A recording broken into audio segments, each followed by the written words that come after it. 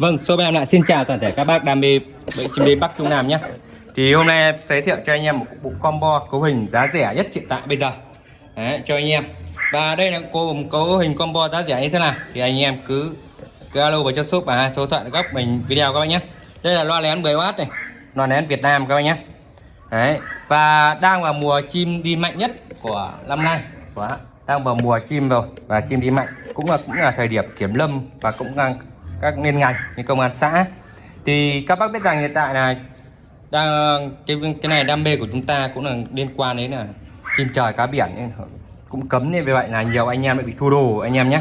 Đấy, thì hôm nay giới thiệu cho anh em combo cấu hình rẻ, bỏ số tiền hợp túi tiền cho anh em đam mê mọi tổ quốc các bác nhé. Chiếc loa 10W bé nhỏ như này thôi cho chúng ta nhỏ gọn. Đấy, nhỏ gọn. Đấy, cơ bản nhất thì cái loa nhỏ gọn này cho anh em chúng ta giá lại đã rẻ rồi. Chất lượng âm thanh thì sao anh em vừa cảm nhận và cảm nghĩ. Đấy, một tiếng đây là tiếng bạc gửi cho một bác khác Thanh Hóa các bác nhé. Ở trong Thanh Hóa đang làm rất chi là căng. Đấy, nên vì vậy là bác cũng đòi hỏi một cấu hình vừa nhỏ gọn lại vừa đánh chim hiệu quả, lại giá lại rẻ hợp túi tiền cho anh em. Và đây là cấu hình ngon bổ rẻ.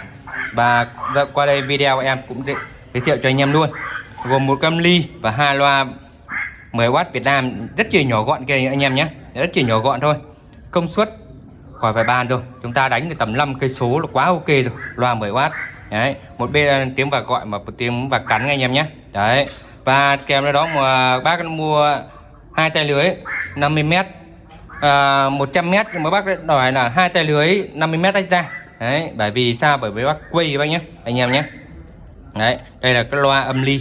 Đấy, cái loa rất chi nhỏ gọn nhưng mà rất chi có võ. Đấy, giá lại rẻ hợp túi tiền cho anh em. Đấy, và em báo giá công khai nhé. Đấy, một cái loa 10W thế kia là 10W thế kia chỉ có là gì? Chỉ có là gì? 220.000 một chiếc thôi các bác nhé. 220.000 một chiếc. Có nghĩa là tương đương chúng ta mua cái loa toa 10W Indo nó rơi vào khoảng gần 1 triệu đồng. Thì các bác mua được tầm chục cái loa như thế kia, loa 10W Việt Nam như kia các bác nhé. Đấy các bác nhé, chất lượng âm thanh thì không phải chê rồi, giá lại hay ạ, hợp túi tiền cho anh em. Đấy mà